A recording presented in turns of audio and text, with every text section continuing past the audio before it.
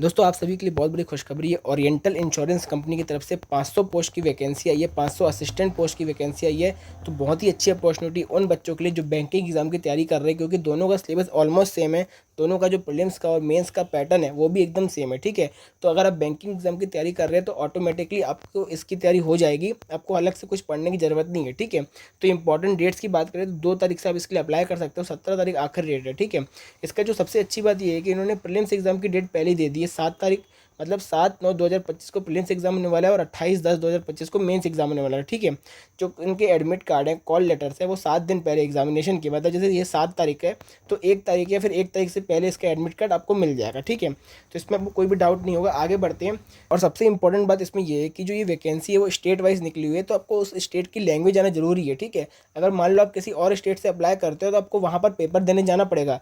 इन्होंने साफ साफ एग्जाम्पल में लिखा हुआ है, जैसे मान लो आप एमपी में रहते हो लेकिन आप राजस्थान स्टेट से अप्लाई करना चाहते हो। ठीक है, तो आपको जो एग्जामिनेशन का सेंटर है वो भी राजस्थान में ही मिलेगा। आप अपने एमपी में पेपर नहीं दे सकते, आपको राजस्थान जाना पड़ेगा प्रीलिम्स एग्जाम के लिए भी, मेंस एग्जाम के लिए भी, और वहीं पर आपका पेपर होगा, वहीं पर आपको फाइनल पोस्टिंग मिलेगी। ठीक है, और उस स्टेट की आपको लैंग्वेज आना भी जरूरी है। इन लोग आखिरी में एक एलपीटी टेस्ट भी लेने वाले हैं। ठीक है, तो वो बात कभी आप ध्यान रखना। देखो स्टेट वाइज वैकेंसी यहाँ पर लिखी हुई है। ये पूरी नोटिफिकेशन का पीडीएफ आपको मेरे टेलीग्राम चैनल में मिल जाएगा। टेलीग्राम चैनल अगर आपने ज्वाइन नहीं किया तो डिस्क्रिप्शन में लिंक मिल जाएगी। वहाँ में जितनी भी लेटेस्ट गवर्नमेंट जॉब्स आती हैं, जितनी भी बैंकिंग जॉब्स की लेटेस्ट इन्फॉर्मेशन या फिर अपडेट आती है, सबसे पहले मैं वहाँ पोस्ट करता हूँ। तो टेलीग्राम चैनल जरूर से ज्वाइन कर लेना, डिस्क्रिप्शन में लिंक मिल जाएगी। ठीक है, तो ये स्टेट वाइज वैकेंसी देख सकते हो और कौन से स्टेट में कौन सी लैंग्वेज रिक्वायर्ड है वो भी देख सकते हो। ठीक है, उसके बाद इंपॉर्टेंट चीज़ की बात करें तो एज क्राइटेरिया क्या है। 21 साल मिनिमम एज है और मैक्सिमम एज 30 साल है। ठीक है, और जिनको रिलैक्सेशन मिले वो अपना देख सकते हैं यहाँ। इसके बाद इसकी क्वालिफिकेशन क्या है।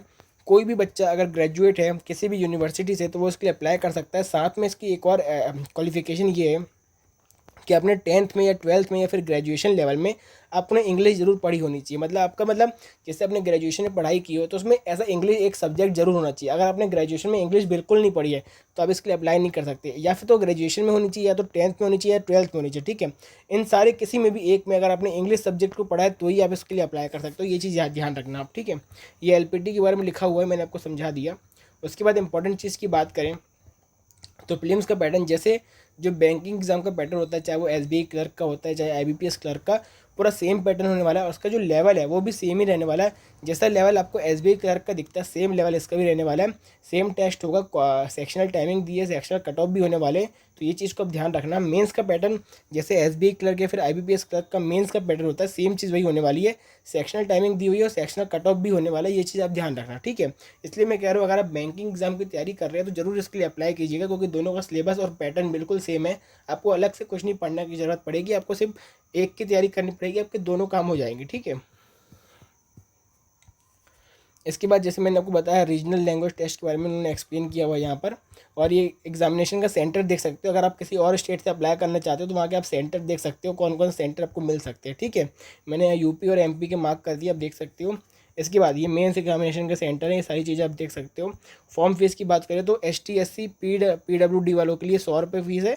और जो बाकी कैंडिडेट इनको छोड़ के जैसे जनरल हो गए, EWS हो गए, उनको 800-850 की फ़ीस देने वाली है। ठीक है, मतलब 850 की फ़ीस लगने वाली है उनको। उसके बाद हम बात करें, सारी इंपॉर्टेंट चीज़ मैंने आपको बता दी। इससे रिलेटेड कोई भी डाउट हो आप मुझे कमेंट सेक्शन में पूछ सकते हो। और बहुत सारे बच्चे पूछ रहे थे हमें इसके लिए अप्लाई करना चाहिए कि नहीं करना चाहिए। मैं कहता हूँ ठीक है, देखो अगर आपका अभी जॉब नहीं है तो बिल्कुल इसके लिए अप्लाई करो, क्योंकि आपके पास अभी जॉब नहीं है, आपको कैसे भी करके जॉब लेनी है। ठीक है, और जो लोग पहले ही इस बैंकिंग जॉब में हैं और उनको पब्लिक डीलिंग पसंद नहीं है तो वो इनके लिए अप्लाई कर सकते हैं। अगर मान लो आपको पब्लिक डीलिंग से कोई प्रॉब्लम नहीं है, आपको बैंकिंग जॉब पसंद है, तो आप फिर बैंकिंग में ही कंटिन्यू कर सकते हो।